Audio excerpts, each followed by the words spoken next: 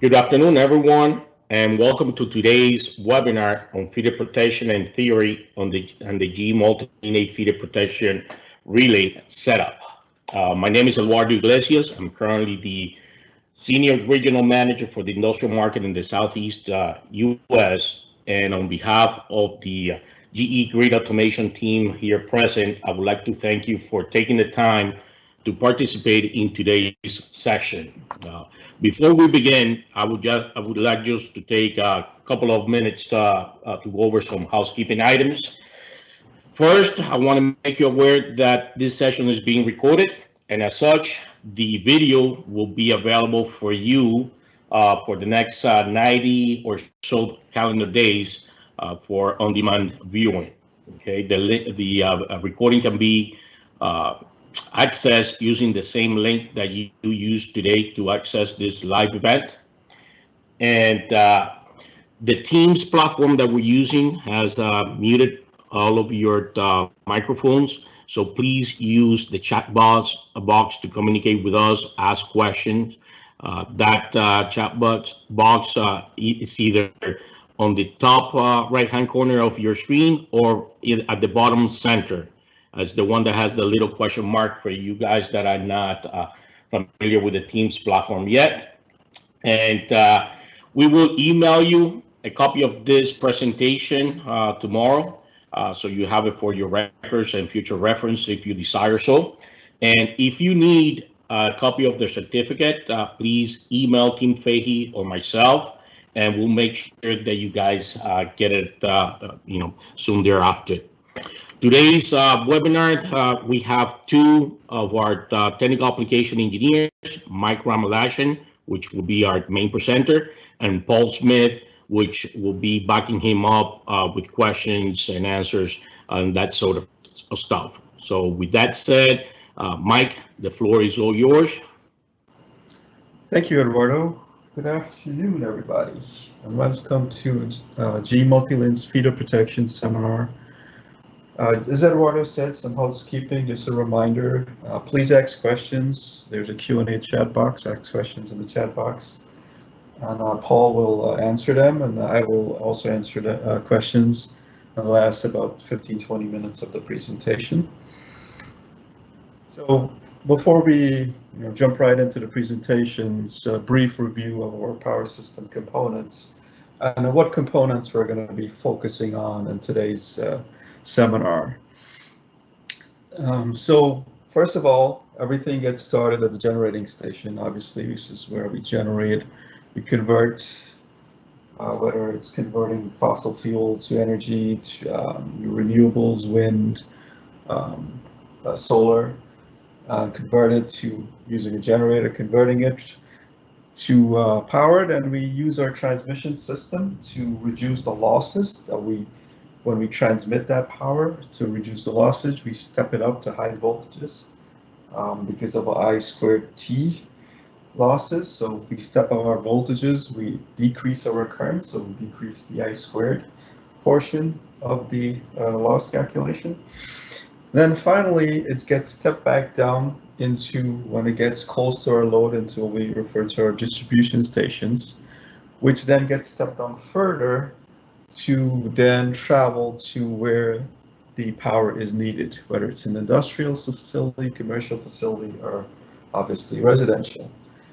The distribution substation lines distribute that power to our end users, and then at the, for example, at residential, then it gets stepped down even further to 120, 240, depending on the type of residential.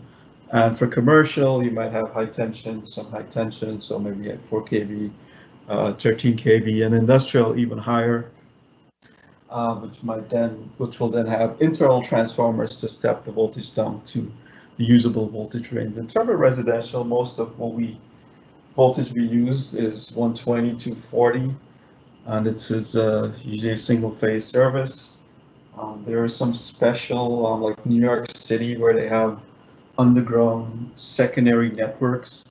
You actually get a 3-phase service, so it's a 208 service instead of a 120 service or 240 service. So most of what we're going to be focusing on today is feeder protection on our distribution system. And we'll talk why feeder protection or overcurrent protection is most used on this distribution system. And typically voltages, when we talk about distribution system, here in North America, it's about 2.4 kV to 33 kV, 34 kV.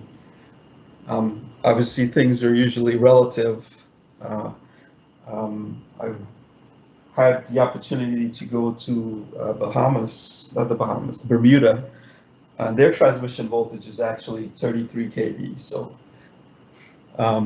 everything's relative.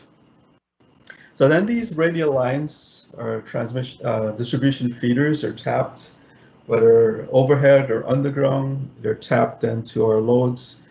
So for overhead, you might have a pole running through your street, and then you'll see a transformer out that pole, which then steps that 2.4 kV to 33 kV down to the 122 to 40 volt that we then use in our houses. For underground, you might see pad mount transformers instead of overhead pole top transformers. You might see them in your front yard somewhere.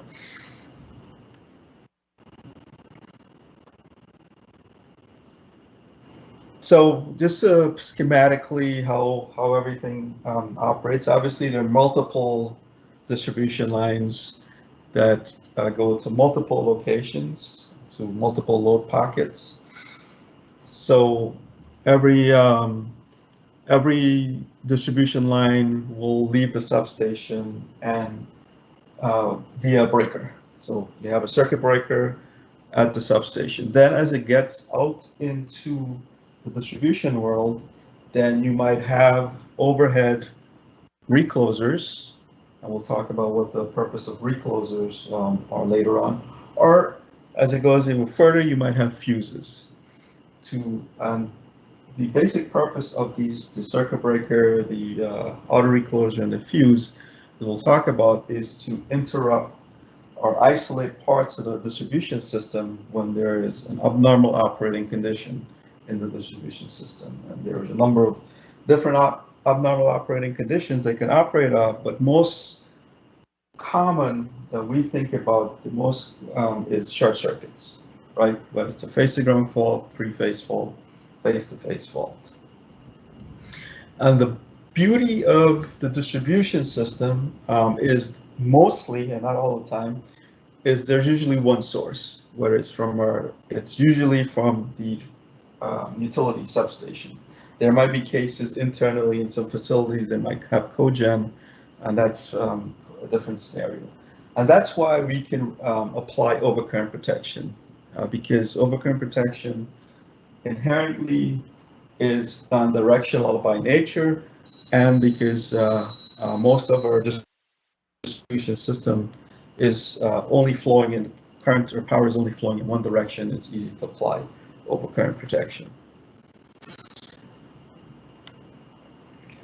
So then the problem might come in when we're talking about parallel lines. If we have multiple sources, that will have a problem for us, whereas when we have a fault in one feeder, short circuit current might flow on two feeders. So that's the problem of having multiple sources, and that's in a transmission system that happens all the time, because every substation is a source, every connection on the transmission side is a source. So on a transmission end, we use different types of protection. Overcurrent protection by itself does not cut it. We need to use distance protection, we use differential protection and such to be able to overcome the issues of current being able to flow in all directions.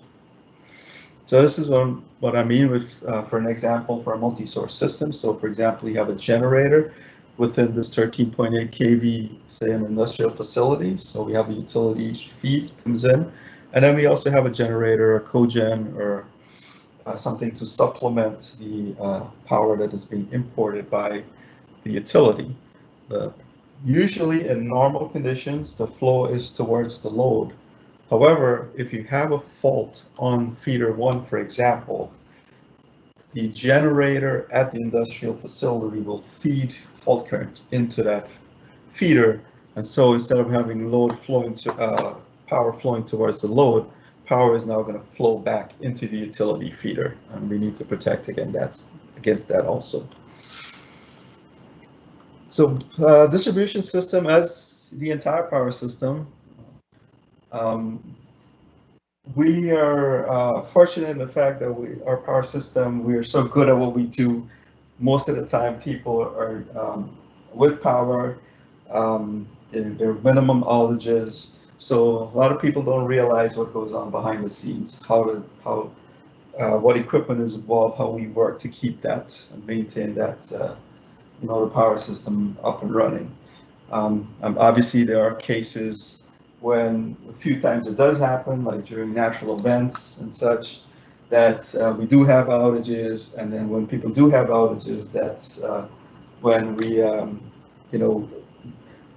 have to do things beyond that we normally do to get them back. But most of the time, the power system is fairly self-sustaining, pretty reliable, depending on the type of system that we have, and we'll talk about how we keep it reliable and how we guard against disturbances in the system from preventing outages, or at least minimizing outages.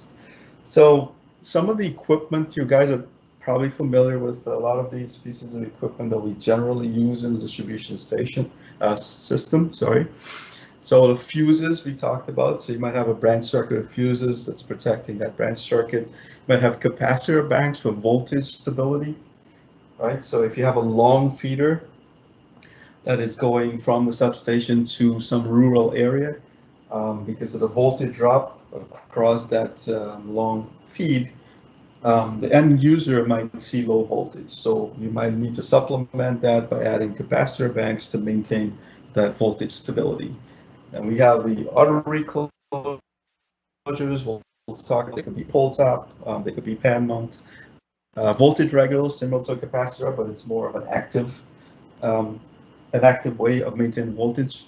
Then we have sectionalizers or switches, which help us to isolate parts of the power system. So if we have a disturbance within a certain part of the power system, we can isolate that from the rest of the system, work on it, get it back in service, so that only the customers that are affected are in that circuit, so that all the other customers are unaffected by that disturbance. So when we talk about feeder protection, there are a number of different guidelines. I'm going to focus, most of our discussion today is going to be focused on the IEEE guidelines, and specifically the standard C37.230, 2007 version. It's the guide for protective relay application to distribution lines.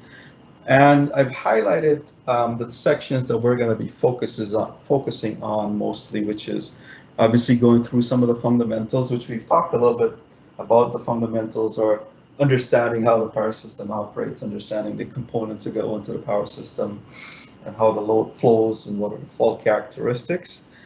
And then a lot what we're going to talk about is part 5 and 6, which is, the various components in the power system and what those various components do. And then obviously the nuts and bolts of what we want to discuss is how do we protect our distribution system with overcurrent protection, or feeder overcurrent protection.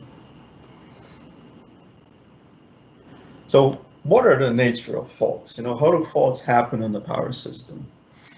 There are various types of faults. Obviously, the most common, probably 90%, 80 to 90% of the faults that we see in our power system are going to somehow involve ground, and specifically phase to ground, or single phase to ground. So that's going to be the majority of the faults that we have in our power system.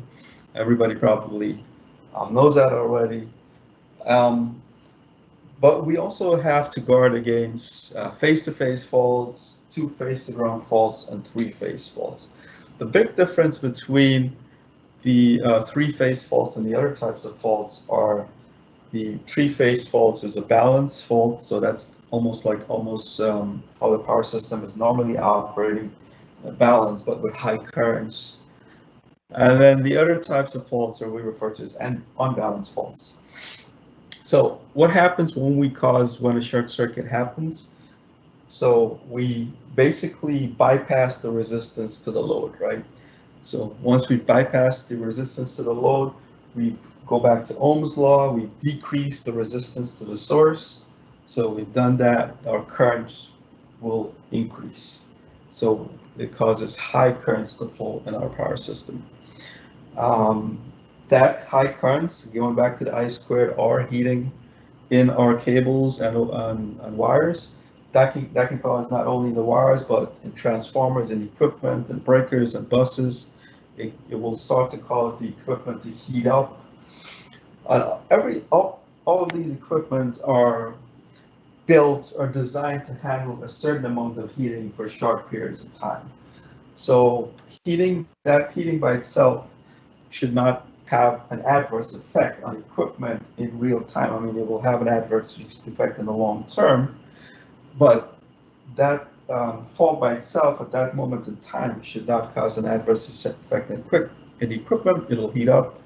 And however, we need our relays or protective relays or overcurrent relays that we're going to talk about to be able to identify that fault and isolate that fault quickly, because if we don't, then once we let that I squared R go on for beyond certain time, it will cause permanent damage to the equipment. So that is the consequences of having short circuit is it's going to cause high currents in our power system, it's going to cause heating in our power system, and eventually, if it's not cleared, it's going to cause permanent damage to the equipment, transformers, buses, and such. It's not a bad thing that the currents are high during fault situations, because that's as how a protective relay determines there's a fault. Because normally the current is low in the load region, and then suddenly increases very high into the fault region, and that's how the relay will tell there is a fault on the power system. That's its methodology of determining there's a disturbance in the power system. Short circuit is bad for the equipment if left for long periods of time, if it's not clear. However, it's also good to have high currents, so we can have relays that can sense short circuits on the power system. What are some of the causes of power system short circuits or faults? Obviously, natural events like lightning, wind, ice, and snowstorms. I used to work for a utility in Con Ed in New York City, so I dealt with a lot of ice and snowstorms. But now I've moved into the south. I'm in Orlando, and now I deal more with lightning and wind. So it's kind of two different ends of the spectrum. So it's kind of interesting to me to see, what are the things that a utility has to take into consideration when they're designing their power system. Obviously, contact by animals, aging. We have a very old power system, and not all the time we upgrade it when it's gets to the end of the life. We actually probably running it beyond the end of its life. So a lot of it is aging. Aging will have issues where they will be more susceptible to permanent damage. Human error, believe it or not, human error is a big cause of some of these faults. That somebody forgot a ground on a feeder, somebody forgot to lock out or tag out some piece of equipment, and they close it in, causes a fault on the power system. And I remember a while back, I think in Florida, was at the time I was living in New York City, there was an incident where somebody actually forgot to put the protective relay back in service after testing. And when they energized the equipment, there was a fault, and the protection system was not able to clear that fault, and it caused a widespread outage because also the backup protection had to operate. There are what we refer to permanent faults and temporary faults. So temporary faults we'll refer to them as transient faults because they're transient in nature, they're not permanent, they come and they go. Some examples of that are lightning, right? Lightning striking a conductor, whether it goes to ground, where it goes face to face. In this picture, showing a lightning strike that goes across the two phases. But the lightning strike is temporary in nature, right? So eventually that fault is not permanent. That short circuit is not permanent. Now, if you have wind blowing two conductors together, if you have a conductor that's really old and it's sagged over the years, you can blow it, the phases together. Tree limbs, if they're not trimmed properly, they can, on a windy day, they can blow and make contact with a conductor. Then there's some permanent faults, which are faults that are not transient, and when they happen, we have to go out there and fix them. You know, we have to replace the equipment, we have to replace the, whether it's a dumb conductor, we have to replace the conductor, whether it's like a breaker that's has arcing on it, a permanent arcing on it, and then that's caused the breaker to fail, then you need to go up and replace that piece of equipment. Let's talk about system grounding. I don't know if you attended the generator seminar a couple of weeks ago that we did. We talked about generator grounding, and one of the things when we talked about grounding methodology is grounding methodology depends on the type of protection that you use, or the type of protection that you need to apply. So it's prudent for us to talk about some of the grounding methods that we use in our distribution system, so that we understand the type of protection that needs to be applied for those various methods. So grounding, why does it need to be looked at? As I mentioned, it depends on the type of protection that we're going to be using, and that's because the type of grounding method will, as we'll see, will vary between the types of the amount of short circuit current that's going to be involved in our power system. It affects how we model our power system, all our models, how we, in our short circuit calculations and our coordination study programs, how we model all of that. And it affects the voltage characteristics during faults. We'll talk about that. And as I mentioned, ultimately determines the type of protection system that we use. There are three main types of grounding system on the distribution system, as we refer to the ungrounded or delta systems. These type of systems are designed to maximize uptime, because in this system, a face-to-ground fault, because there's no return path to the drawing on the right, there's no return path for ground current to flow. There's little to no ground current. There is some capacitive, straight capacitive coupling to ground, but that's impedance-wise, that capacitance is pretty high, so it limits ground fault current to very, very low levels, if none at all. So if I do have a ground fault, since I don't have ground fault current flowing, that means I can keep my equipment in service. Right? I'm not overheating them. I'm not going to cause damage to them. So this type of systems are designed to maximize uptime. You don't see them too much in a distribution system, the ungrounded delta systems.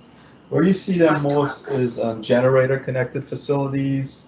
However, there are some municipalities in the United States that operate an ungrounded system. Again, I think they're in California.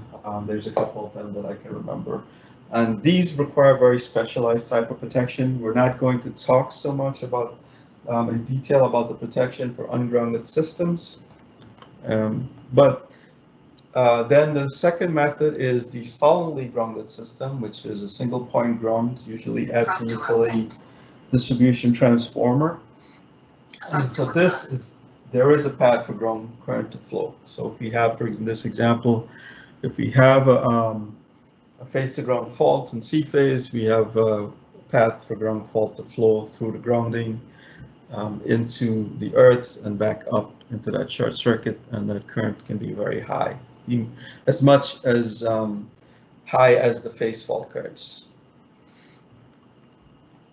Now, one thing I should mention with the ungrounded or delta connected ground when you have a fault on the power system, a phase ground fault, what you've done is you basically bypass that neutral, that one winding of the transformers. So that winding is essentially now the neutral. So what you've done, you've shifted the neutral point of the system to C phase. When you've shifted the neutral point of that system to C phase, what happens to A and B phases? A and B phases are elevated to phase voltage. So A phase to ground, B phase to ground approaches the square root of 3 times the nominal phase to ground value. In that case, what happens, we need to design our system so that the insulation level of the system can handle phase-to-phase voltages. So it should handle phase-to-phase voltages with some, obviously, margin in there to be able to deal with, if you do have a ground fault, to still be able to keep the system in service and not damage the insulation. One of the problems with the solidly grounded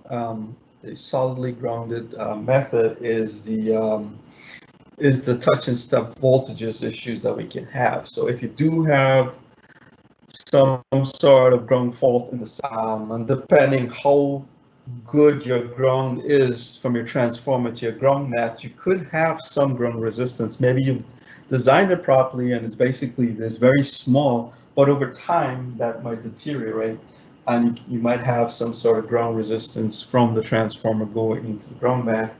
And that can cause what we call touch and step voltages, which can be a little bit dangerous for personnel. And depending on the type of equipment that we touch, where the fault flows, where the fault current flows, where we are on the ground mat, we can experience some level of voltage that can be dangerous. Now, another type of grounding method is what we refer to as resonance grounded or Paterson coil grounded. This method is not so much, again, used in North America that I'm aware of. Again, very few utilities or municipalities that I've seen this on, but it's pretty popular in Europe. So a lot of this methodology they use in Europe. Basically, in this method, there's a reactance that's placed in the neutral of the transformer, and that reactance is tuned to the fundamental frequency with the straight capacitance of all feeders connected to that transformer. Now, if you tune that reactance properly, the neutral reactor and straight capacitance will cause small amounts of fault to flow in opposite direction to the fault point, as I'm showing in this picture.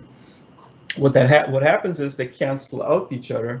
So essentially, at the ground fault location, there's no ground current. So the ground currents are very small, and even because they're cancel out each other, at the point of ground, it's basically zero or very small. So one good thing about this is obviously arcs are self-extinguished. So if you do have a phase to ground fault, because there's no fault current flowing into the ground, the arcs can self-extinguish very quickly.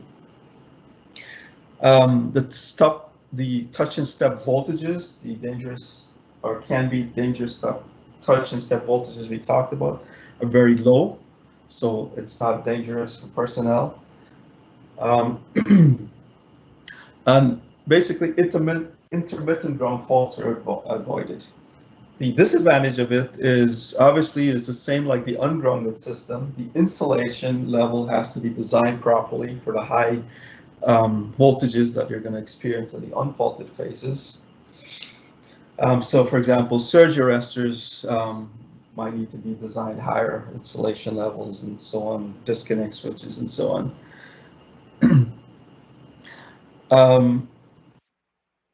It has no effect in the case of arcing cable faults. The cables can produce repetitive and harmful strikes, so when we're talking about underground. Tuning is an issue, right? Because tuning that reactance to the power system can be very difficult. So Depending on system conditions, that tuning might have to change. So it's that to keep that reactance tuned properly is a problem. And the biggest disadvantage is, to me anyway, as a power system protection engineer, is you need to apply special protection schemes for this, because there, again, remember I talked about ground fault current being high is not necessarily a bad thing. It's easy to set protection systems for that. For this case, there is no ground fault current, so protection systems they require special thoughts and special application. And then we have the resistance. So the ungrounded and resistant grounded systems, you probably know, as the two most popular methodologies here in North America to operate, that most utilities, most municipalities operate their distribution systems with. So this is what we refer to resistance or reactive grounded. So it doesn't, this reactance or resistance that's installed in the neutral of the transformer, it does not limit the short circuit to very low values like the high resistance or the Paterson coil or the ungrounded system. What it does is we select a resistor is to minimize the impact of the short circuit current. So we basically get it down to manageable levels, right? And because of that, because now the resistance is not between the neutral point of the transformer to ground, is within the transformer equipment itself, it reduces the touch and step voltage problems that we talked about. Again, the disadvantage of it is, like the ungrounded and the Paterson coil grounded, is it does change the neutral point of the system. And for phase to ground faults, the other phases, the unfaulted phases, are elevated in voltage, so insulation design needs to be taken into account, some more robust insulation design. So let's talk about the distribution system protection components. We talked about some of them briefly, but just more of pictorially how it looks like in a whole picture. So we have our source being our generator or maybe our utility.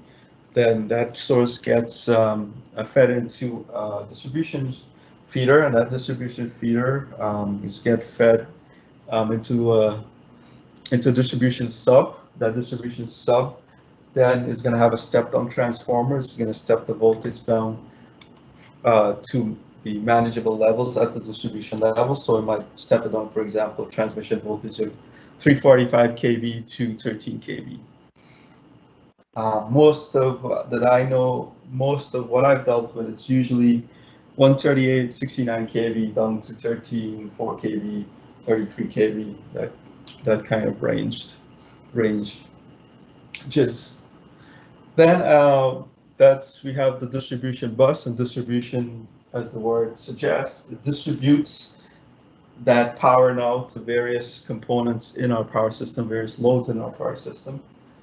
So we have a distribution feeder breaker that comes from that distribution substation. Then we might have an overhead lines or underground lines that go out into the world, to where we want where our loads are. And there might be branch circuits off of that distribution line.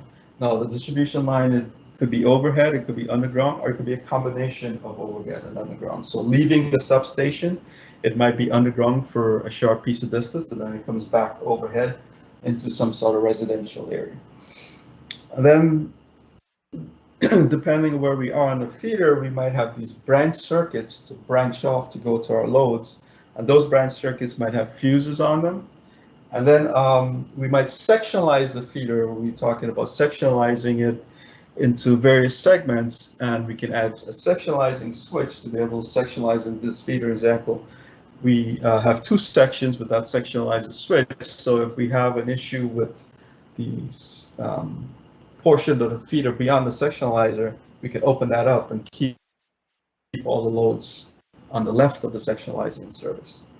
And further, to sectionalize the feeder, we use auto reclosers, and auto reclosers are there to help us to maintain some level of reliability to power systems so that a disturbance on the power system does not take all our loads out. So for example, if there's a fault, say at the end of the feeder to the right, if we didn't have root closures on it, and the fault is not on any of the branch circuits where the fuses are, it's in the end of the feeder there.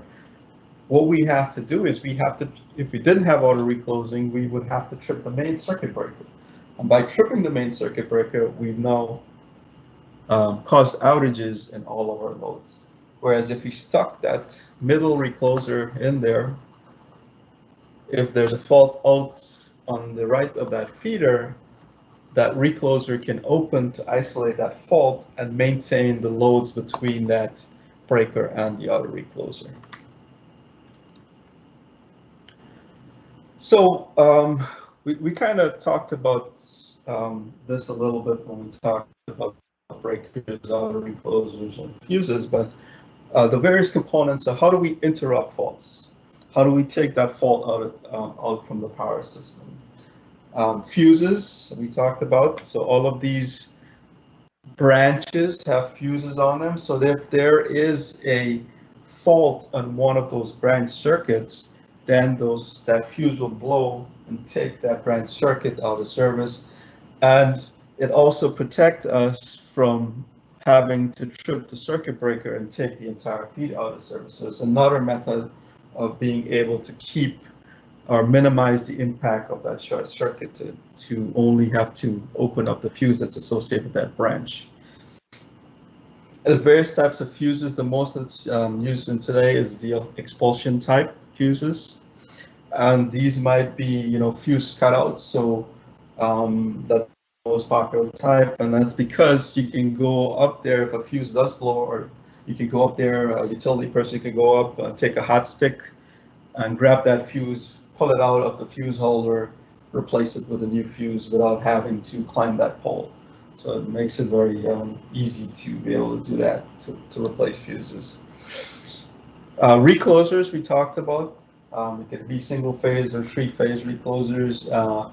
They could be, most of the time you'll see the reclosers on overhead portions of the distribution line on pole top, but not to say that there are cases where they might be in underground sections on pad mounts, or they could be at the transformer at the substation on pad mounts.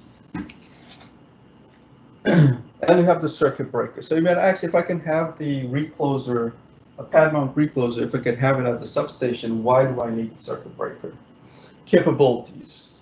The recloser, as you can see with some of the ratings, the continuous rating, the reclosers are only rated for certain continuous rating. And breakers are more robust pieces of equipment. They can be higher continuous rating. And most importantly is the short circuit interrupting capability. The circuit breaker has a much higher short circuit interrupting capability than a recloser. So that helps us because at the substation, if there's a close-in fault in the substation because of the transmission, the very strong transmission source behind it, those short circuits can be very high, and you need a piece of equipment that will interrupt high short circuit. Now, if your short circuit is low and your continuous rating is low, there's no reason you could not replace the circuit breaker with a recloser or pad mount reclosers. There's no reason you couldn't. I've seen cases where people are doing that because obviously it's cheaper, more economical, easier to install, easier to replace. So there's some advantages of doing that. But for the most cases, you'll see circuit breakers because of the capabilities that we need, specifically the continuous rating and the short circuit interrupting rating.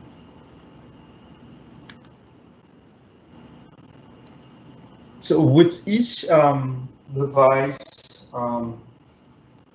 that we're talking about, there's a rating or capability that it could that it could do. And when we talked about the recloser, we talked about the interrupting capability. The fuse is the same thing, except the fuse has also a curve associated with it. meaning the fuse, when it sees fault current through it, it does not open up or melt clear immediately. It starts to melt. So we can see this curve here. The blue line is when it first sees that high fault circuit current, it will start to melt, or we call the pre-arcing time, where it starts to melt, and then it will totally clear or extinguish the arc, or what we call the arc clearing time on the red curve. So there's a period in between there where it starts to melt, and then at the blue curve, and then at the red curve, then it completely clears that fault, completely blows the fuse. Whereas an auto recloser or a breaker, they need some sort of intelligence to tell them when to interrupt fault currents or short circuit currents. And that intelligence usually comes from our protective well, not usually, but it does come from our protective relays. So I think of it as the recloser and the breaker as the muscle, and the relay as the brains. So the relay has the brains, he's telling the muscle what to do. So with each breaker, with each auto recloser, you would see some sort of intelligence associated with it. We'll talk about a little bit more about that. But commonly, auto reclosers are commonly pad mounted, pole mounted, sorry, but there are cases where they can be pad mounted for underground applications. Usually deployed in distribution class voltage levels. In a transmission level, we don't use auto reclosers. We use the breakers as auto reclosers because of short circuit current. It's much higher because of all the sources in the transmission system that reclosers are not going to cut it to interrupt short circuit currents and for the continuous rating. So they're relegated mostly in the distribution world. Now, circuit breakers, all right. As I mentioned, they're capable of making, carrying, breaking currents and exceeded amounts of currents. Some of the higher circuit breaker that I've been involved with are 63 kA interrupting capability. It's a lot of current.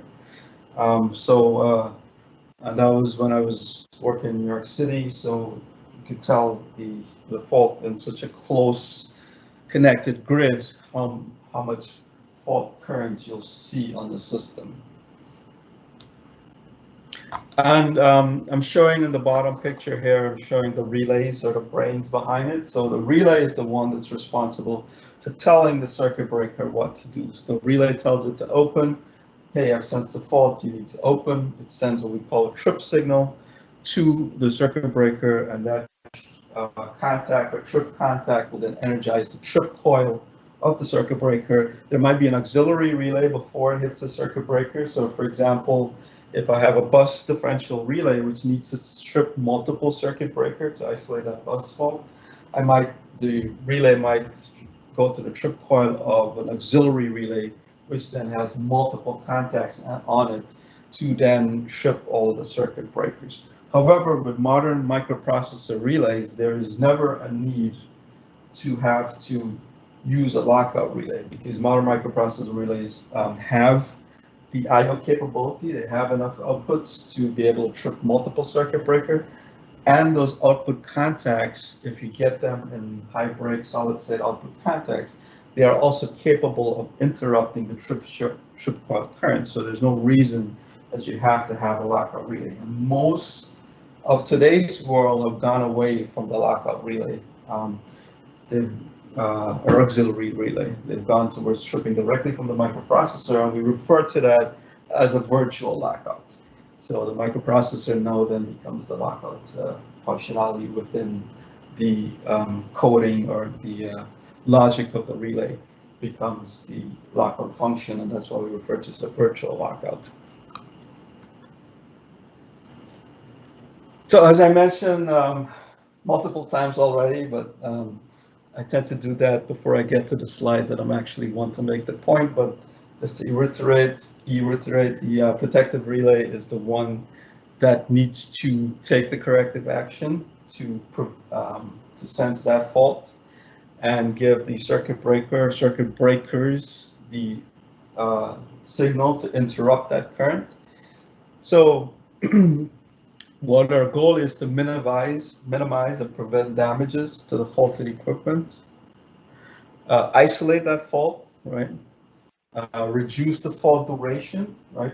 Clear it as soon as possible, and allow the non-faulted parts or the normal parts of the power system to continue operating. So how do we do all of that? We do that with feeder protection on the distribution system. So we'll talk about some of the basic principles of feeder protection. So what is the goal of a feeder protection? Usually when we talk about protective relaying, we talk about the art and science of protective relaying. And what is the science? The science is the actual, calculations that determine short circuit and to set the relay to be able to trip for that short circuit. So for that relay to detect feeder short circuit currents, to detect faults in the power system, and initiate isolation of the faulted section. But that's not so simple. Anybody that ever set a relay has known that there's some art to it. So the art part is to accomplish that science with having minimal impact to the rest of the power system and customer, and that sometimes requires compromises. For example, you might want to, there's a very there's a piece of equipment that's very old, and that if it's subjected to high short circuit currents for long periods of time, it's going to fail permanently. So you might want to set an instantaneous overcurrent element on that so that you trip as soon as possible. An instantaneous overcurrent element we'll talk about, it's an overcurrent element without any intentional time delay on it. However, the consequence of that is if you have a fault outside of that piece of equipment zone of protection, or it's, for example, it's a transformer that goes into that's feeding some sort of load. If you have a fault on the load side, that overcurrent element can be susceptible to pick up and trip, and you're unnecessarily taking out that load or parts of the power system that you normally wouldn't need to take out for that fault just in that transformer. So you need to look at things that are, what is important to your process, what is most important to your process, and make those decisions. And sometimes it does come with compromises to be able to, to reliably set those relays so that the impacts are minimal to the power system and to your customers. So let's talk about the protection problem. What happens? So we have a typical industrial facility here with a single source and a number of feeders or off of that source, a number of breakers off of that source. So what happens if we have a fault, for example, on line B, which is associated with breaker number 3, distribution breaker number 3? What pieces of equipment will see that fault? Well, fuse F1 will see that fault, right? Fuse F1 will start to melt, it sees that fault. Breaker 52.3 will see that fault current also, right? And its protective device will start to initiate tripping. Then breaker 52M will also see that fault, and it could start to initiate tripping. And the utility feeder might see that fault depending on the impedance of that transformer and how it's set. It could see that fault, and it could also initiate tripping. So we have to prevent the feeder relay, the main relay, and the utility relay from tripping for a fault out on line B. We want only the fuse to operate. Right? And we do this by coordination, by coordinating the various devices to trip in sequence. So some terms when we talk about coordination, I'll talk a lot about downstream and upstream. So upstream is the source side. So if, example, recloser on the main feeder, not the recloser on the far right, but the recloser on the main feeder. If say I'm sitting at that recloser, upstream to me is going to be everything from that substation, distribution, including the transformer and the generator, everything to the source side. And then the downstream side is going to be everything on the load side. So all of those fuses and the other recloser will be on the downstream side of that recloser. So if we do have a fault, for example, let's see on this recloser to the right, if we have a fault in that section, we want the main recloser to coordinate with that right recloser so that it allows the recloser on the right to trip first before it trips, and then the main feeder relay, the distribution station, needs to coordinate now with that main recloser, and then the utility relay on the other side of the transformer will then need to coordinate with that distribution relay. So you can see there's a lot of coordination, and what we refer to that is stacked coordination. So multiple devices that are coordinating with each other, they stack up on each other. And there's a problem with stacking coordination. Stacking coordination, too much stacking of coordination will slow down tripping time significantly. So for a fault out here, if that fault, because we need to coordinate for faults on the recloser all the way to the end of the circuit, if there's a fault on the main feeder, then we're going to be tripping slowly because that feeder relay needs to be coordinated with that end recloser, even though its fault is not at the recloser location, it's at closer to the substation, but we still, because we're coordinating with that end recloser, it's going to slow down the tripping of that substation breaker.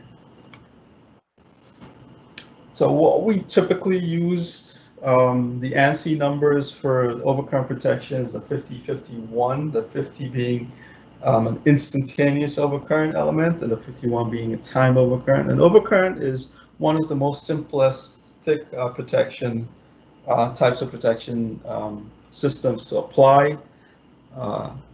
It operates in a predetermined current level. We refer to it as the pickup level. So we need to set what predetermined level of current we need to for that relay to trip on. That's usually referred to as the pickup current. So all relays, overcurrent relay, will have a setting of pickup on it.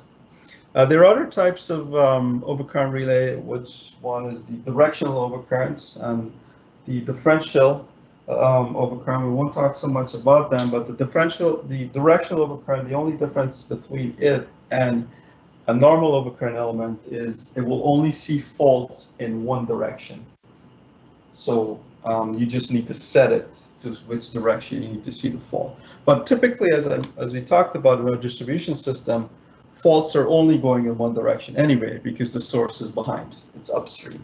So you don't need to usually worry about to directionalize overcurrent protection unless there's a source like a generator or something that you need to take care of.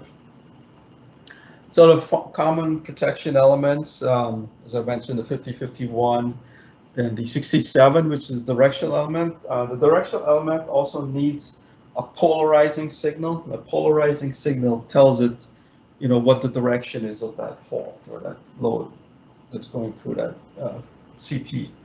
So that usually comes from either a VT, a neutral CT or neutral CT of the transformer, or negative sequence positive, for phase faults, positive sequence voltage, for ground faults, zero sequence voltage or negative sequence voltage are the polarization sources. So in addition, for a 67 element, in addition to the CTs, we need VT connections or another polarizing source, as another CT that's upstream of that relay.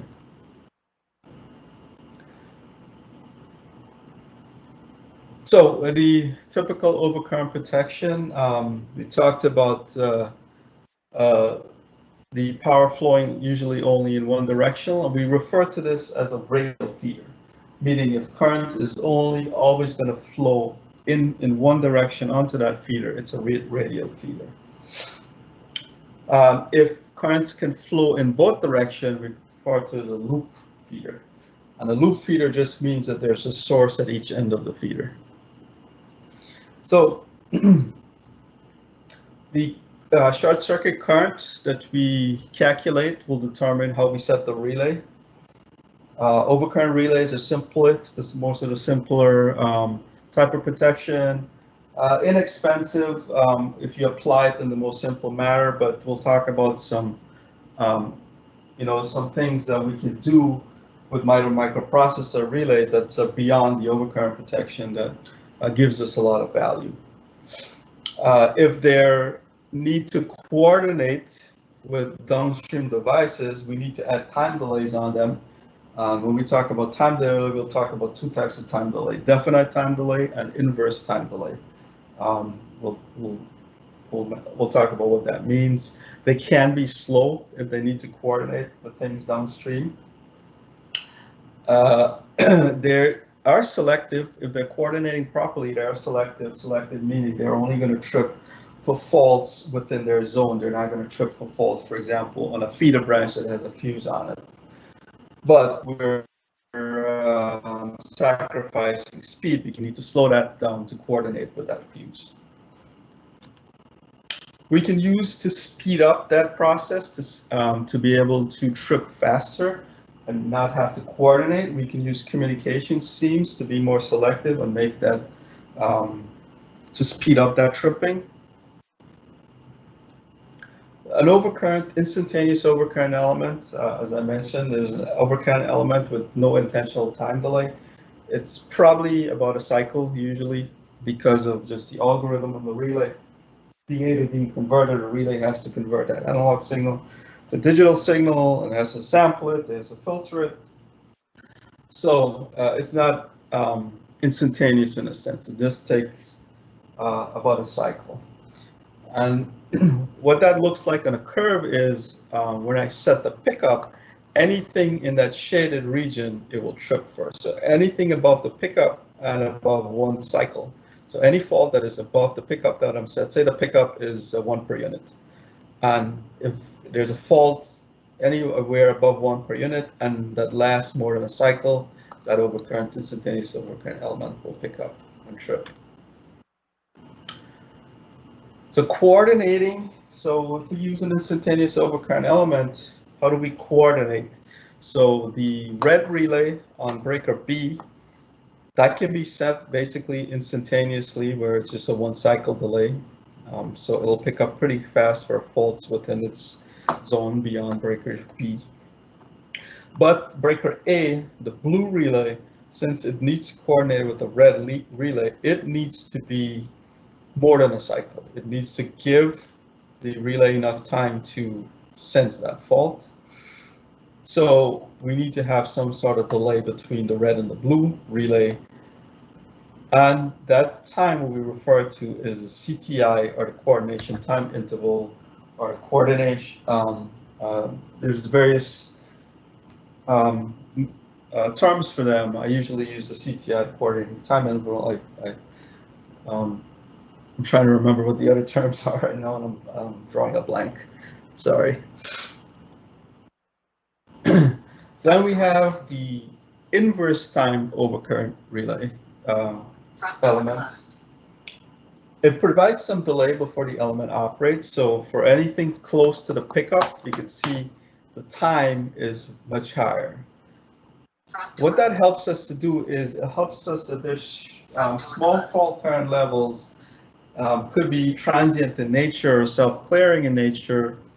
It helps us for that, to be able to say, hey, the fault is not permanent in nature, give it some time to clear itself. However, for high fault currents that can be do more damage to the power system in very shorter amounts of times, it's going to trip faster. So the higher the current is going to trip faster. So the tripping time varies inversely with the current. The higher the current, the lower the trip time. There are various different types of curves. Inverse, very inverse, extremely inverse, definite time, moderately inverse. And it will depend on the application, which curve you want to use. Again, the extremely inverse one will be if you have for low levels of fault currents, you want to be able to wait for a longer period of time before you trip, but at the same time, you don't want to compromise tripping for higher levels of fault current.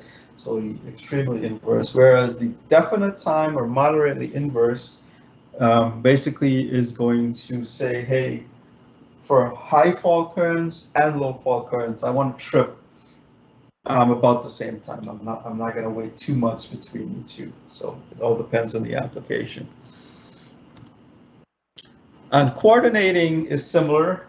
So once you've selected the curve for the relay and breaker B, the red relay, to trip for the for all types of fault, you want to coordinate on relay A or feeder A with the same type of curve. So if you've chosen a very inverse curve, which is the most common curve that I've seen used as a very inverse and inverse curve, then you want to also select a curve that's pretty close to that. So you want to definitely select an inverse or very inverse curve. You don't want to select a moderate or extremely inverse curve because you might have miscoordination between the two relays.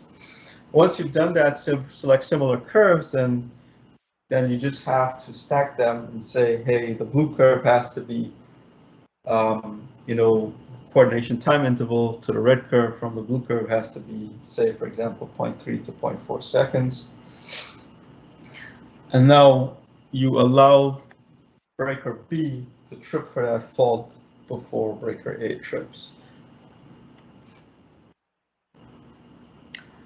We talked about the 67 element, and usually the 67 or the directional overcurrent element is only usually set when you have some sort of generator in your facility or some sort of large motor, that can have power flowing in reverse directions.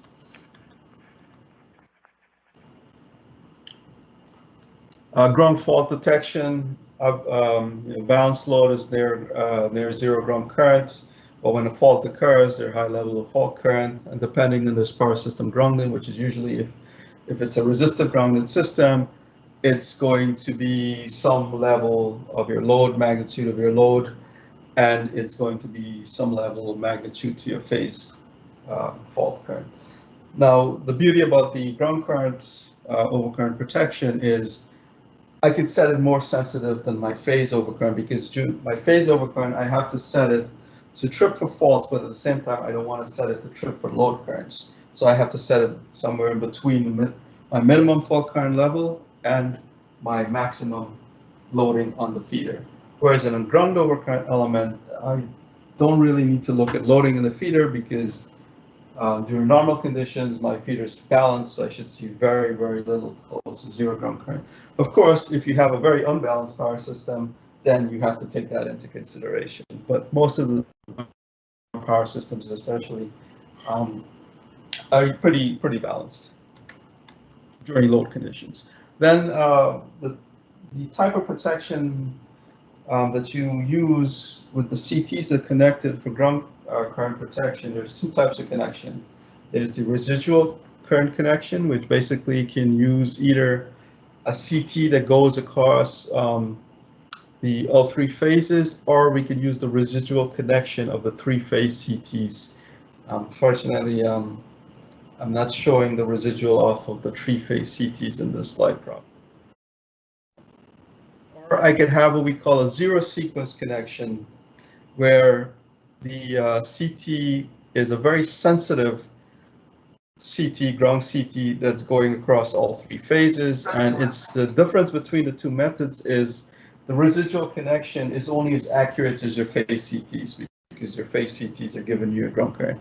Whereas in the zero sequence connection, I could be very much more sensitive because my ground CT is more sensitive, so I can have more sensitive settings for ground faults. The problem is the installation of the ground zero sequence CT. Now I got to fit three phases, all three conductors, all three wires into that hole on that CT, and I got to ground that CT properly. So the installation might be a little more difficult. Automatic reclosing. So when we talk about distribution systems, especially overhead lines, a lot of the faults are temporary in nature, lightning strikes, conductors blowing trees onto the conductors and so on. So we want to be able to clear that fault. We don't, obviously we don't want to leave the fault on there because we don't know if it's permanent or temporary. So we want to clear that fault from the power system. We want to wait some time, and then we want to re-energize the power system automatically so that if the fault was temporary by nature, then once we've restored the line, the fault is gone, and we're can restore the loads in very short periods of time. So what happens is for the reclosing is the recloser works in that it senses the fault, trips the fault, waits for a certain period of time, then closes back that breaker or recloser into the fault, not into the fault, but into the power system. And if that fault is still there, then it should retrip. And if the fault is cleared, then it goes about this normal operation and the load is restored. This is, so as I mentioned with the breakers, the auto recloser is a dumb device also. So it needs some intelligence to tell it all of that. It needs some intelligence to tell it when to trip and when to close back in, right? And that's done by a relay. And that relay is usually part of the auto reclose package. It's in a cabinet that we install to the pole, various locations in the pole, and it has connections to the auto recloser. And it's usually it's a plug and play solution. Basically, a recloser might give you like a 25-pin plug connector, and we plug into that recloser connection, and we're done. We just set our relay and we're done. Coordinating for distribution circuit protection devices. We talked a little bit about coordination, what coordination gives you. It gives you selectivity. We talked about some of the problems with coordination. If you stack too much, you're going to have high clearing time. This section is really talking about how do we coordinate, what goes into determining coordination settings. So as I mentioned, current flows in many devices. So sizing and coordination of those devices are very critical. So sizing your fuses, sizing your breaker. So the fuse at the bottom of the panel board, because it feeds some sort of load there. It's a 200 amp fuse. Then because there's no load off of that break, the main feeder there, that breaker could be fused, could be rated at 200 amps. But once we go up to the source or the utility or the main breaker, that has to be a higher rating because now it's getting current that feeds all three of those feeders. So you have to be careful when you're rating equipment. You need to know what the application is, where that equipment is going to reside in your power system. Let's talk about the fuse. How do we coordinate with the fuse? So we mentioned the fuse has a pre-arcing time and a total clearing times. And the pre-arcing time is when you strike the fault, the fuse starts to arc, and then finally when it completely clears or melts to clear the fault. So what do we coordinate? If we're coordinating fuse to fuse, we want to coordinate with the clearing time of the downstream fuse and the pre-arcing time of the upstream fuse. So the pre-arcing time of that blue curve, the fuse in the blue, the clearing time should be larger than the total clearing time of the fuse in green. So we want to coordinate with the pre-arcing time of the blue fuse and the total clearing time of the green fuse. Same thing when it comes to relays. If we're coordinating a relay with a fuse, the relay curve will coordinate. The relay obviously doesn't have a pre-arcing and a total clearing time. It's just one curve. It's when it trips. So with the relay, we want to coordinate usually with the total clearing time of the fuses. Now there might be situations where you might need to coordinate with the pre-arcing time. There's a special situations where because you're at a point where it's very a critical feeder or some sort of important piece of equipment that cannot handle a lot of short circuits, so you might coordinate with the pre-arcing time, but generally you coordinate with the total clearing time. And again, the normal clearing time, 0.3 to 0.4 seconds, the CTI between those devices. Front door closed. So the recloser that I'm shaded there needs to coordinate with the fuse F3 and F4, as well as the recloser at the end of the line. So if you have multiple devices that you need to coordinate with, you have to choose the device to coordinate that has the slowest tripping time or clearing time. In this case, it's the F3 fuse, which has the longest clearing time. Because why? Because that F3 fuse might have to coordinate with the downstream fuse. So you can see the F3 fuse is on a branch circuit, but then there's another branch circuit in that F3 branch circuit that has a fuse on it.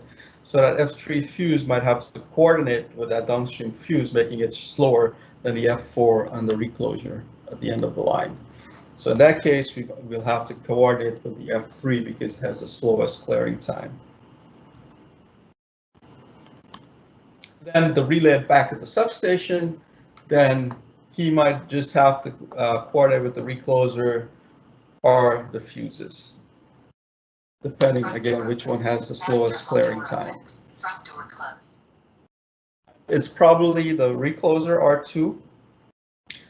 Because why? Because that recloser R2 has to coordinate with F3, which in turn has to coordinate with another fuse. So that makes R3 pretty slow to begin with because of all the devices it has to coordinate with.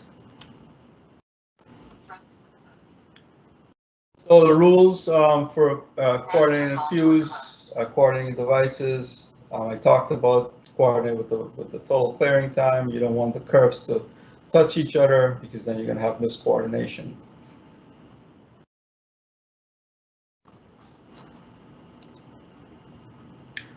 So this is an example of miscoordination. So my main feeder, I chose a curve, even though for low levels of fault current, like at F1, for faults at F1, I'm coordinated properly, but when I get a fault at F3 or F2, I'm miscoordinated where my main feeder is going to trip first before the distribution feeder.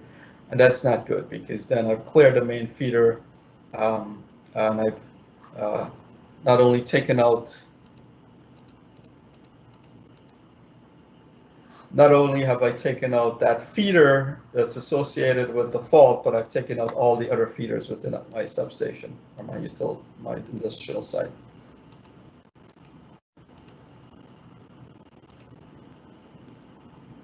So all we have to do is we either have to move this curve up to be able to coordinate with that feeder.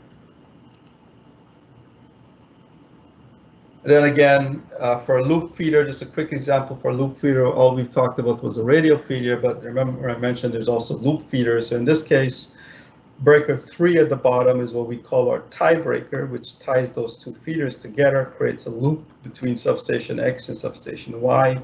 So now currents can be flow in either direction. So in this case, how do we set our coordination curve?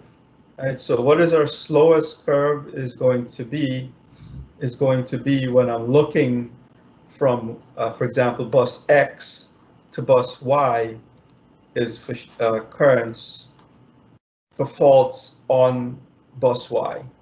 In that case, I need to coordinate breaker 1 with breaker 5 and so on and so forth. So then breaker 1 will then have to coordinate 4. 3 would have to coordinate with 2, and 2 with 1, and so on and so forth. So there is a method to speed up this tripping time because again, you could see the stacking of coordination. If each one of these coordination time is 0.2 to 0.3 seconds, I'm talking about 1, 2, 3, 4 stacks here. So 4 times 0.4, that's over a second of fault clearing. If the fault is between breaker 1 and 2. It's a long time. So to be able to, there's some methodologies we can use to speed up that coordination time. And this is using zone interlocking. So basically what we do is we sense when, for example, feeder number 2 senses a fault on its zone, it sends a blocking signal to the source, CB1 and CB2 feeders saying, hey, don't trip. I see a fault in my section. I'm going to trip first. You guys hold off from tripping. So what that allows us to do is set fast overcurrent elements in CB1, CB2, and CB3 so that we don't have to wait for CB3 to trip before we trip. We can set a fast overcurrent, but then at the same time, it's going to be blocked when we receive the signal from CB3 saying the fault is in this direction. However, there's a little bit of coordination time that you have to put in because it will take some time for this relay to operate and send that signal. So minimum amount of time, we're talking about maybe 30 to 40 milliseconds at minimum. So it's a far cry from the 0.3 to 0.4 second coordination time or the 1 second coordination time that we talked about when you stack them, right? So we're drastically reducing the clearing time. Why is that important? Because what if we have a fault on the bus, then we're allowing that bus fault current to be on that bus for over a second. That can have disastrous consequences because that will heat up the bus, maybe even cause the melting on the bus, cause the bolts to, the metal to buckle. So it can cause permanent damage on the bus. So we want to be able to clear that bus fault as soon as possible. Also arc flash issues, right? We want to be able to clear as fast as possible. So this is one methodology to be able to do that. The problem with this methodology is it requires that all of these feeders be in a general location, right? So if you have an auto recloser out in the field somewhere, it might be more difficult to do that. You might have to use like a wireless system, and that's okay. It just requires some more equipment to install, like our MDS radios or Orbit radios or our cell radios. We could use that to be able to do zone interlocking if the relay or piece of equipment is out in the field somewhere where you can run a direct wire into the substation. Let's talk a bit about redundancy before we get in some hands-on the 850. In a typical no redundant application, which is probably in a lot of industrial facilities that I've seen, is basically this is the architecture usually. So is no redundancy, being that if there's an issue with that feeder, the relay and feeder 52.3, for example, then there's no protection on that feeder. You're relying on the coordination of the main feeder to trip for faults in that feeder number 3. So you might have to deal with some slow tripping if you have issues with your feeder overcurrent protection or feeder overcurrent circuit. That's okay if you're able to live with that, which you could speed up by having a draw type relay. So that helps you to be able, if there's a problem with the relay, replace the relay very quickly, not have to deal with any wiring, put it back in service, and you're good to go. Just remember to save the settings of the original relay. Always save your settings with modern microprocessor relay. It's easy as just connecting to the relay with a laptop and pushing a couple of buttons, which we'll go through in a little bit. Now, if you want full redundancy, you don't want a single relay going down to take out your process or take out protection for your process. And of course, it's process driven. So if the process is very important, it's making you a lot of money. So you want to be able to have reliability in that process. So you might have 2 relays. Redundancy, full redundancy is a requirement for most utilities I've dealt with. Not so much for industrial. Again, it's for industrial, it's more process driven. So the economics of scale comes into the equation. However, we can have a compromise where we can have redundancy with a dual feeder relay. So basically what this relay is doing, it's instead of having one relay protect feeder 1 and 2, one relay feeder 1 and one relay feeder 2, what we'll have is this relay can protect 2 feeders. And so that if we have 2 relays that can protect 2 feeders of the same feeders, then we have redundant protection. So if one of this relay goes down, we still have protection in the other relay for both feeders. It's with the previous full redundant one, obviously it doubles the number of relays that you need. With the dual feeder methodology, it does not double the number of feeders. It's the same number of relays that you need. It's just more wiring. You have to wire those CTs into that switchgear, but usually, hopefully, they're right next to each other, so it's not a big deal to wire that. And then we take it, we talk about the full picture of the distribution system beyond, the recloser, the feeder relay. There is, high tension facilities or low medium voltage industrial facility, which is it's not a full industrial facility, like maybe like a shopping center or something. And then we have pad mount switchgear there. And with those pad mount switchgears, for reliability, they have a number of different source or ways that come in, and then they have a number of different outputs that go out of those ways. So with a typical pad mount switchgear, you might have up to 4 or 5 ways. Typically, you would need about 4 relays to protect that pad mount because you need 1 for each way. With the 850P, it can protect the entire 4-way pad mounts in one device, so you don't need 2 devices. And it's all about consolidating it into one device. And thinking more outside the box now, have this relay, it's a microprocessor relay. There's so much other functions. We'll probably do a seminar on arc flash later on. We'll talk about how to use it to do arc flash protection, how to do zone interlocking protection over fiber optic with boost messaging, so on and so forth. But I want to just highlight something that was kind of way outside the box for me. So the 8 series relay can act as a Modbus master, and this particular company had these switchgear sensors that were installed in the switchgear to sense conditions in the switchgear, humidity, temperature, and so on. So the environmental condition in the switchgear.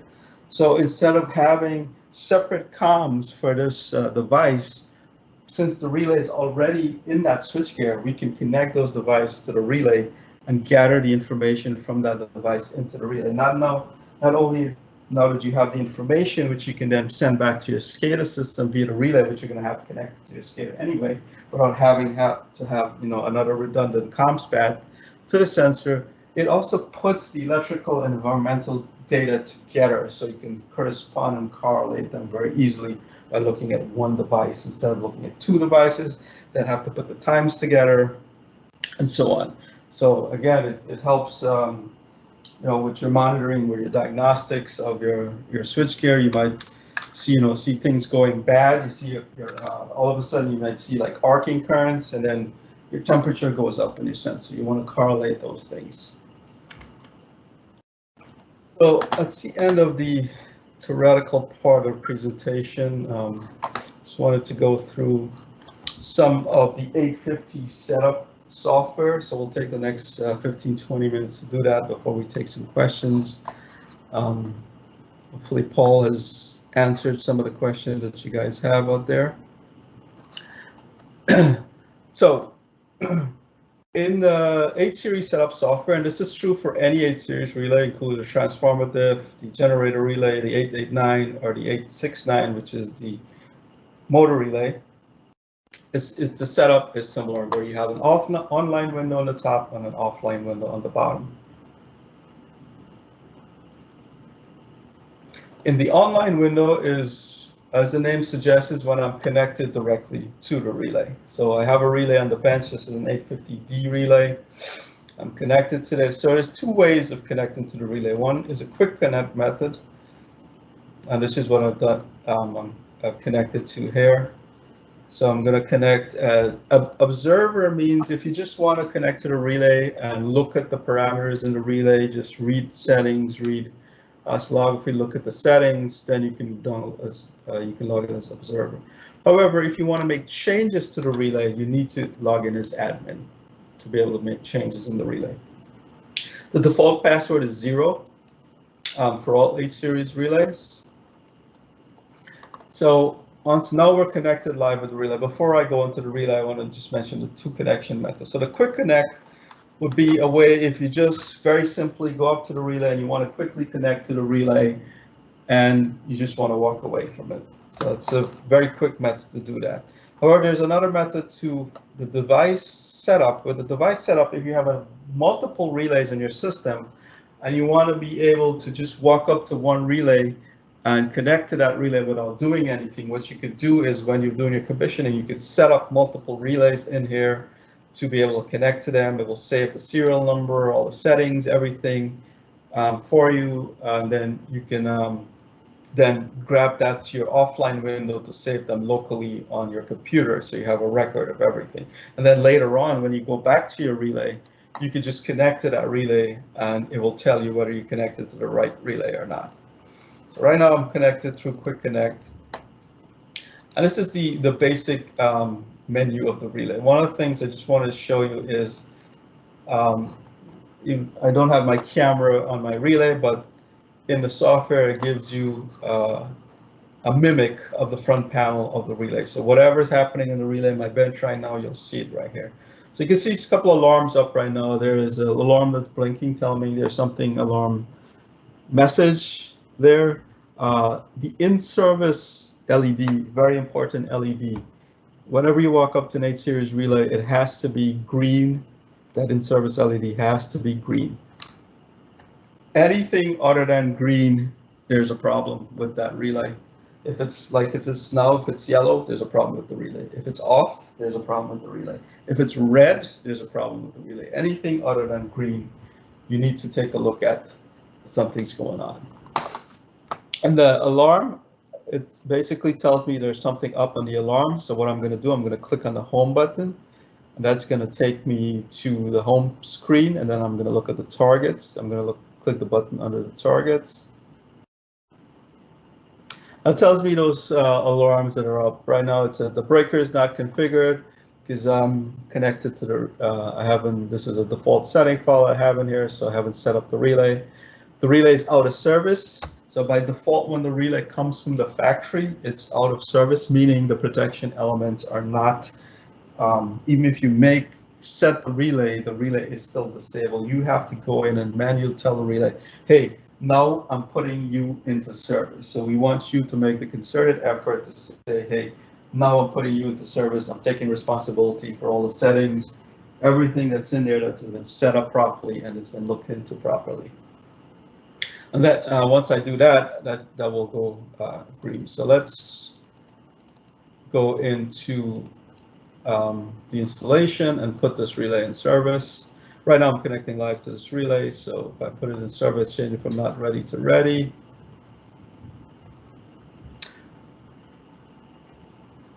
Okay. So see that LED goes green. If I go back to my target screen, that alarm will go away. So that relay not ready goes away. My relay has, the 8 series has Wi-Fi settings in it too, so that's why my Wi-Fi settings right now, since it's a new relay, it's a default setting, so that's why it gives me that other alarm. Now, a couple of things that I wanted to mention that are very important when you're connecting to an 8 series relay is the icons on the top here. So one is the the event recorder. The one on the left is event recorder. If I click on that, it will bring up the event recorder screen on the relay. And this is a live screen, meaning if there's anything changing in the relay, it will change up here. And you can see the last thing I did was make a setting change. So the relay recorded that in the events report. That was a setting change I made when I took it from ready to not ready. All the previous things when I logged in, when I logged out, what role I logged in with. I logged in with admin. When I change that setting, I place the relay in service, right?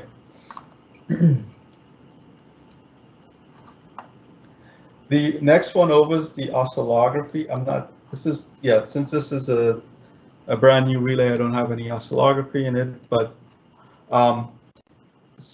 this is how you download the oscillography. Very, very important, because I see a lot of people miss this, is to set up the oscillography properly in your relay. And if you go into set points under transient recorder, this is where you set up your oscillography. Because why is it important to have a good oscillography set up is because if there is an event, whether a relay tripped properly or didn't trip properly or misoperated or didn't operate properly, you can go into, once your event is triggered, the event report gives you a snapshot of the power system when that disturbance occurred. So you go and you get the analog the waveforms, all the data the relay is reading, all the trip signals the relay is experiencing in that oscillography where you can line it up. So it's important to set this up. By default, it's set to any trip. So whenever you set something up to trip, the oscillography will trigger. There might be other things that you want to trip on. Maybe you want to trip on pickup. Maybe you want to trip on motor starting. You know, there's a number of other conditions you might want to trip off of. So you could set that up in here. All your digital elements, you want to put all the digital elements that you set up to trip here, so it shows up in the oscillography.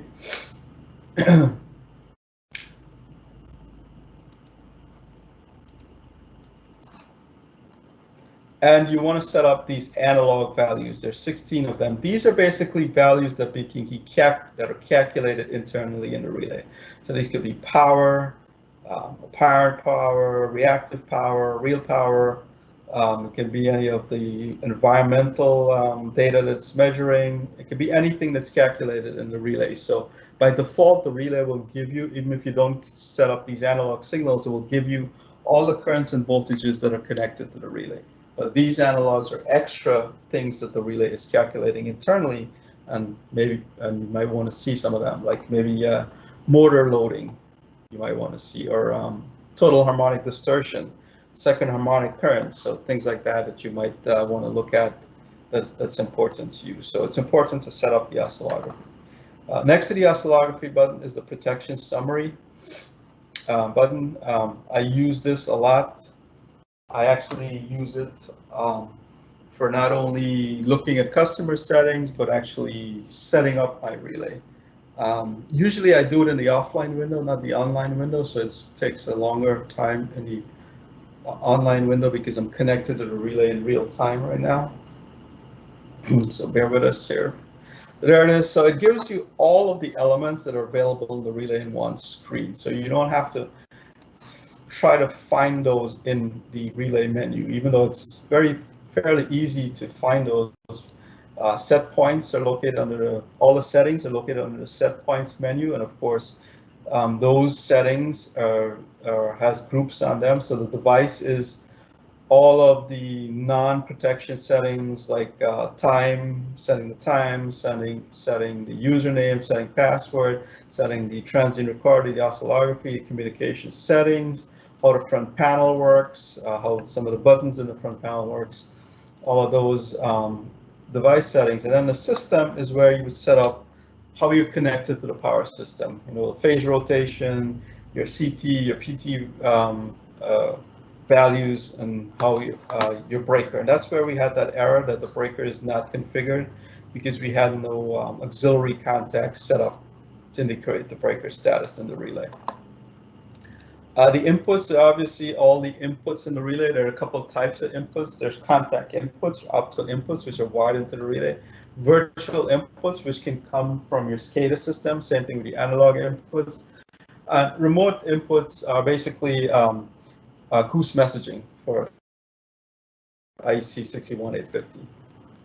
Then the outputs, your output relay, virtual outputs to SCADA, analog outputs to SCADA. And then your protection settings. There's 6 groups in the relay. So usually you would only be using one group. An application I can think of as having to have 2 groups is if you're doing arc flash mitigation with a maintenance switch. So you turn the switch on, the relay switches from setting group 1 to setting group 2. So in setting group 2 now it becomes faster. It will trip faster to mitigate arc fault events. Sorry.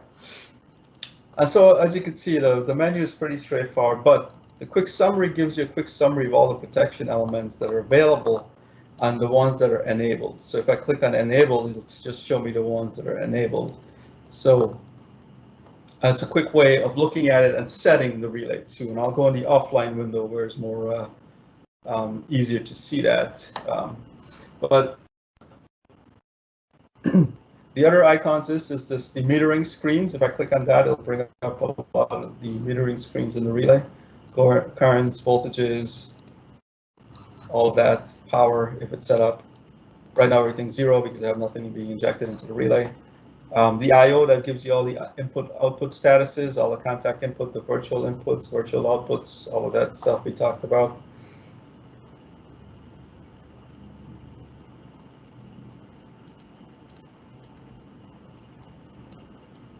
I could see here that it's telling me the critical failure relay is on. That's okay because that's the normal condition. It's closed in normal operation, open in alarm. Now, the important one I just wanted to mention is this one. I'm not going to click it right now because it could take a while to download it. It could take up to a couple of minutes, so I don't want to take much time away from our session today. Is the service report, the one on the right here. And it's very important if you want us to help you to look at something, it's a problem with the relay, or you can't figure out, something that you've set in the relay, you can't figure out the relay might be tripping when you don't think it should have tripped. Anything that you want us to look at is, the first thing you should do is to click on this service report. What it does, stop me, I gotta close the device view. I'm not gonna actually download it, but I'll just click on it. What it'll give me where do I want to save it, where I want to save the service report. So I'm going to browse and I'm going to save it wherever I'm going to find it. And I click on OK. What it does, it grabs every single piece of data in the relay and zips it into one file.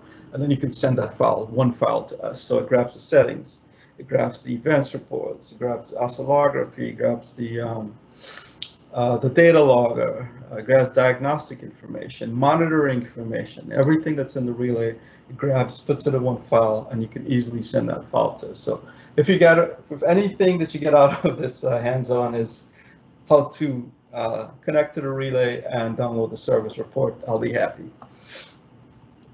Now let's just go into the offline window. So the offline window is when you're working with the file and you don't have the relay in front of you, not connected to the relay, or if you're in the office. So if I go into protection summary, I'm gonna see something there. So for example, if I've done a setting coordination study, and I know that I need to set it, say for example, I need to set a time overcurrent element, a neutral time overcurrent element, a ground instantaneous time overcurrent, and a phase instantaneous. So 4 elements. So I've done my studies, I've done my coordination studies, and I want to know, I already know what the settings are. I'm going to come here. First, I want to select the phase TOC is the first one. There's 4 TOC elements available, so I'm going to enable the TOC1 to trip.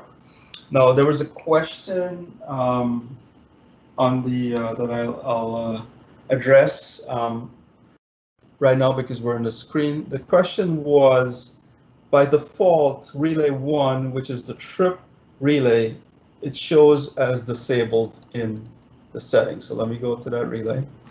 So I could see here, nothing is set up to operate it. Operate is off. Nothing is set up to operate it. That's okay.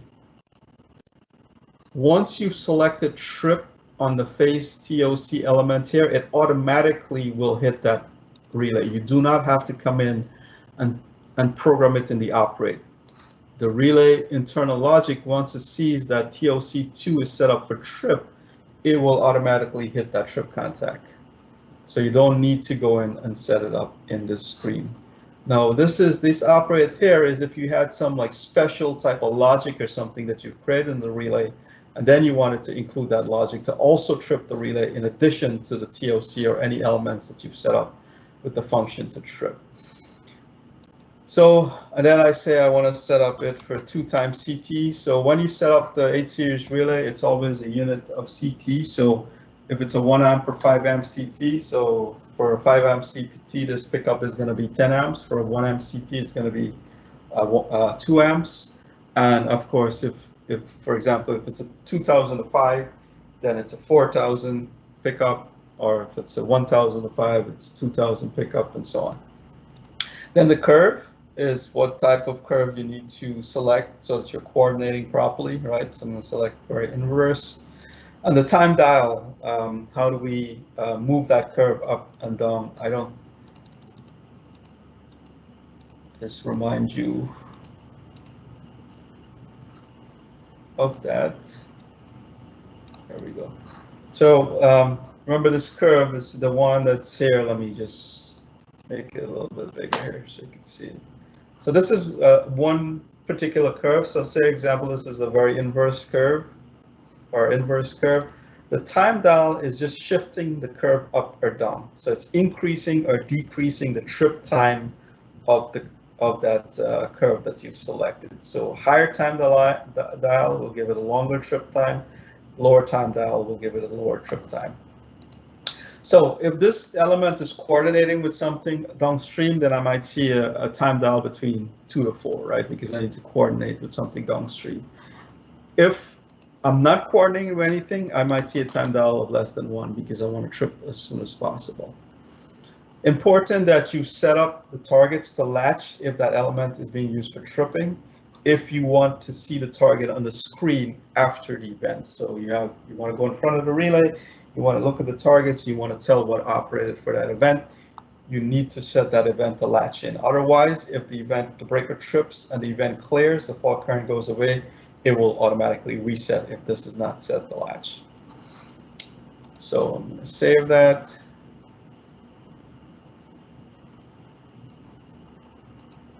And you can see now that it's turned green and tells me that function is set to trip. I could also filter everything by enabled, so it tells me that function is there, set to trip. Let's just do one more. Say I want to set a ground TOC. Again, I want to set to trip. It's coordinated with something downstream. It's an inverse time curve, or very inverse. I want to set the targets for latched. On the pickup, I'm going to set lower because remember, ground faults, I can set it more sensitive because I don't have to worry about loading, tripping, unloading. Again, so I have those two set up, and these, once they've set the trip, they will automatically hit the trip contact and the relay for that.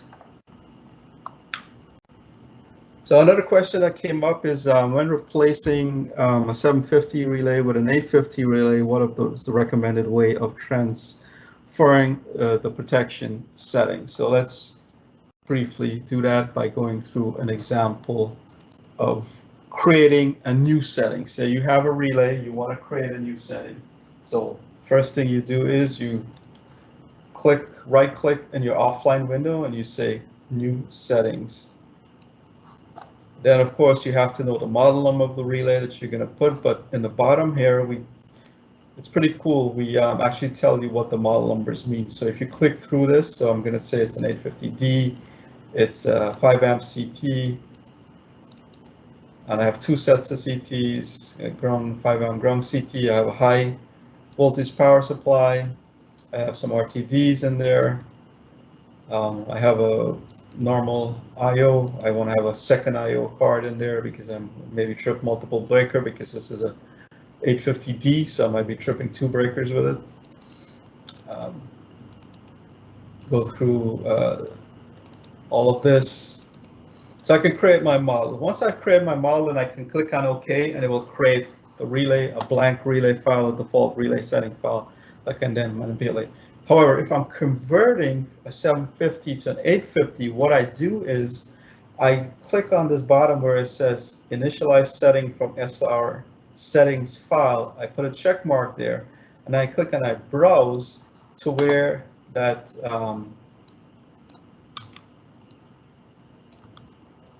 where that 750 settings is located.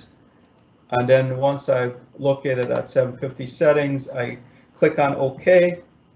Again, I'm not going to go through it because it takes a couple of a minute or two to do it, so I don't want to take away time from the presentation. What it will do, it will automatically convert those 750 settings to the 850 setting, so you don't have to worry about transferring the protection settings. It will automatically do it for you, and it's pretty simple how you do that. You just download the 750 setting file. However, you will need the 750 software to download the 750 setting file. What that looks like, it's very similar.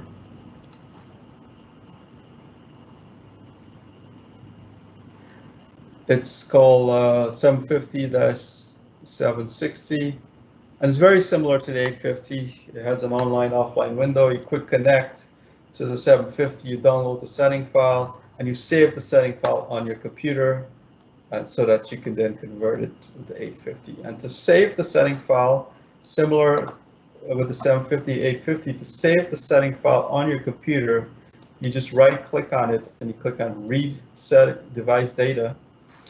You have to be connected to the relay. You have to be logged into the relay.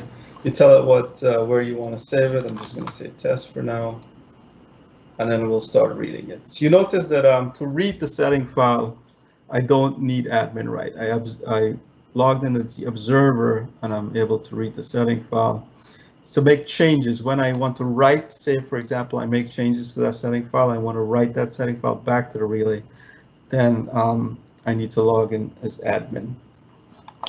Okay, so that's there. It's downloading that setting file there pretty quickly.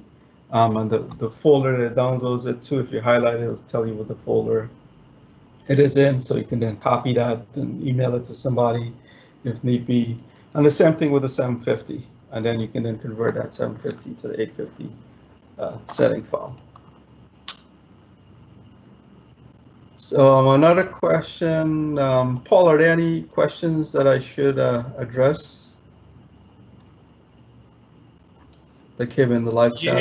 Yeah. There's one here there's a couple. If you got a minute. This was back when you were talking about the impedance grounded systems and the Paterson coil. Somebody asked a question about Con Ed, and they, in reference to that slide, it was, is this why Con Ed likes to do ping testing? And I figure they're not talking about pinging the network. So I was hoping with your experience you might have a better take on exactly what this person might be asking. So Con Ed does not use Paterson grounds that are high impedance. They use a resistive grounded. So it is, one of, what was it, 3B or 3A that I talked about. So, and I'm not familiar what that ping test is. No, I'm not sure. So if maybe that person can contact us offline to, if they want some more information to explain what the ping test is, and then we can figure out from there what they're trying to do. But typically, to my knowledge, Con Ed does not operate a Paterson grounded or a high impedance grounded distribution system. Fair enough. And another participant asked, so the reclosing sequence that they had seen was breaker opens, 0.3 seconds, the breaker closes, it opens again. This is for a bolted fault. Then 3 seconds, it closes, and then we'll open the lockout. They were asking, what is the auto reclose sequence in North America? And I've seen on the breakers out of a substation, I've seen like a 2 second and then maybe a longer 5 second, and kind of doing away with the 0.3 that on a distribution line, that short or that quick reclose really doesn't buy you anything. So I've seen That's correct. Yeah, I've seen I just wanted to throw this out for your, put in your experience. Yeah, it's the same thing. Mostly where I see the high speed clearing, which high speed we're talking about, a couple of hundred milliseconds to less than, a couple hundred milliseconds, where is on the transmission system, not so much on the distribution system. The high speed I've seen at the recloser in the and I don't know, what you consider high speed, but we're still talking about like maybe a second or so. So I've seen it out in the pole top recloser, where sometimes what happens is there can be an issue, and this we ran into when I was working at Con Ed, where if you have a feeder, because it's Manhattan, Brooklyn, Queens, a portion of the feeder is always going to be underground. And we know for underground faults are permanent in nature. There's usually nothing, no such thing as a temporary underground fault. It's usually the overhead. So usually the feeder, for example, in this comes out to the substation underground, it transitions to overhead to a pole top closure.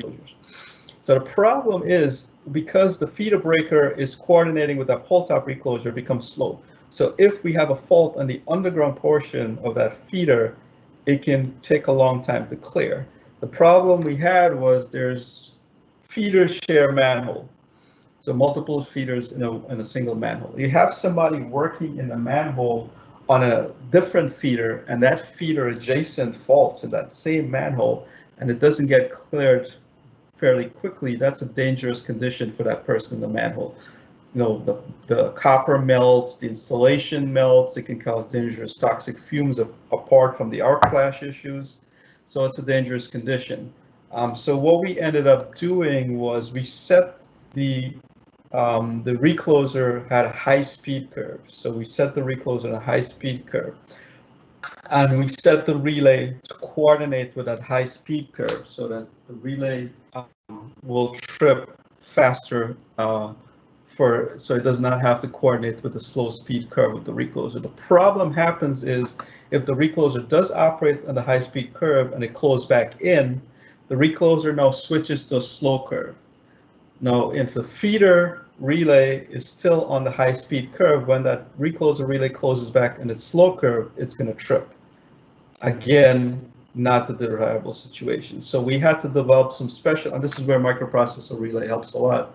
We had to develop a special logic so the relay switches to a slow speed curve when it sees the auto recloser operate and reclose back in. So that's a very special situation with that. I think I kind of beat around the bush with that question a bit, but the bottom line is I've seen the high speed on transmission, not so much in distribution. Auto reclosing. If we have no other questions, Paul, I have a couple other questions here. What are some applications using goose messaging for feeder protection? So I kind of talked about them briefly, but I didn't mention that goose messaging could be used for them. So one of them is the auto reclosing scheme. So instead of having, again, these coordinating effect where I need to coordinate the auto recloser to the downstream ones, I can use the communications to do coordination where I could send that blocking signal back either to the substation, then the substation sends that signal to the relays on the pole. And I can do that with IEC61850 goose messaging. However, for an auto reclose for pole top relay, what is the communication that I need to use? Obviously, I can't directly wire it because those poles might be miles away from the substation. So the typical scheme is to use wireless radios, GE's MDS radios, Orbit radios. And we actually, in this cabinet here, if I spin it around, I don't have a picture of spinning it around, there's an MDS radio in this cabinet also to be able to communicate, make that communication back. So We can use IC 61850 to do some sort of recloser, automatic coordination, auto reclose schemes. Say we have a fault out in the feeder, we can bring all that information back, determine where the fault is, and then switch around that fault automatically. So a lot of intelligence we can do that with. The other one was the zone interlocking I talked about. I could find it. Can't find it right now. Oh, the zone interlocking. So I talked about sending that blocking signal again. So we could use fiber optic and we could use boost messaging for that. Go ahead, Paul. Sorry.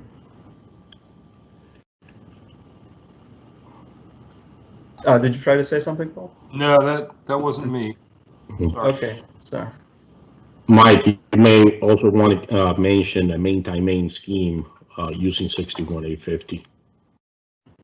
I don't have that example here, but yeah, Eduardo is right that we can use a main tie main scheme. I was looking for it here, but I couldn't find it in my slide. That's something I did miss. So you could, instead of when you have the main tie main, you have a feeder on the main, two main breakers, and you have a feeder, not a feeder. You have a relay on the two main breakers, and you have a relay on the tie breaker. Depending how you want to operate your scheme, if you lose one of the utility source, you can close that tiebreaker in to energize your load.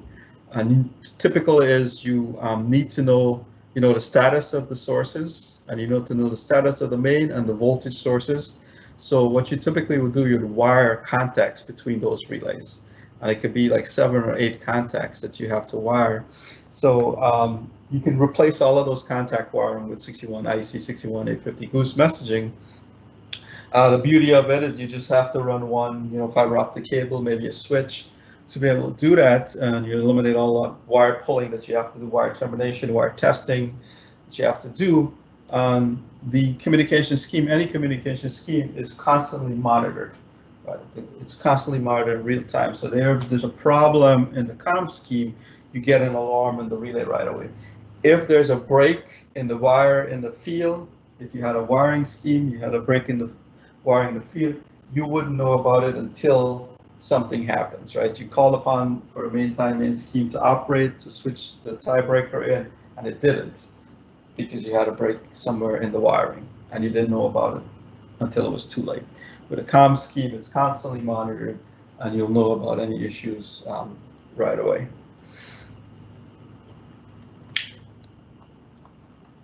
Any other questions there, Paul? Another question.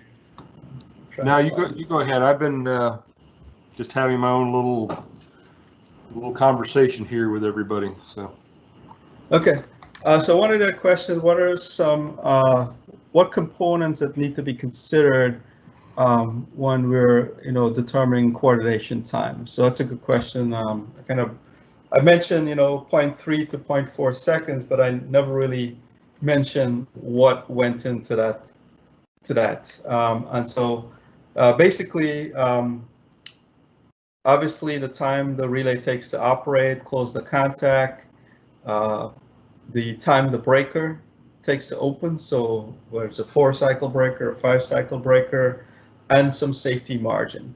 So typically when I said 0.3 to 0.4 seconds, usually if you're coordinating microprocessor to microprocessor relay, then you can go on the low side. You can go on the 0.3 because that microprocessor relay, especially if the same manufacturer and the same model, they basically act exactly the same way. It's just a calculation that they're doing internally. They're gonna act the same way, so you can be a little more close with the coordination time. However, electromechanical, you coordinating electromechanical to microprocessor or electromechanical to electromechanical, there's a little more uncertainty on, depend who calibrated the device, how well is it calibrated, the overtravel time of the disk and such. So in that, you want to give yourself a little more margin for the coordination time. So that's why we set it about 0.4 seconds. And with that, Eduardo, I'll push it over to you to close the call. We're right on the 4 o'clock mark. Thank you, Mike, for a very excellent, oh, I would say an excellent presentation, and Paul for answering all the questions that were coming in. I would like to thank each and every one of you that took the time to participate in today's session. Hopefully, it was educational and productive to all of you. Like I said at the beginning, we'll email you a copy of the presentation for your records. And if you need a certificate for the participation and the hours, please email Team Fahey or myself, and we'll make sure to get it out to you really fast. With that, I just hope that everybody has a great afternoon, and we end this session. Thank you. Thank you.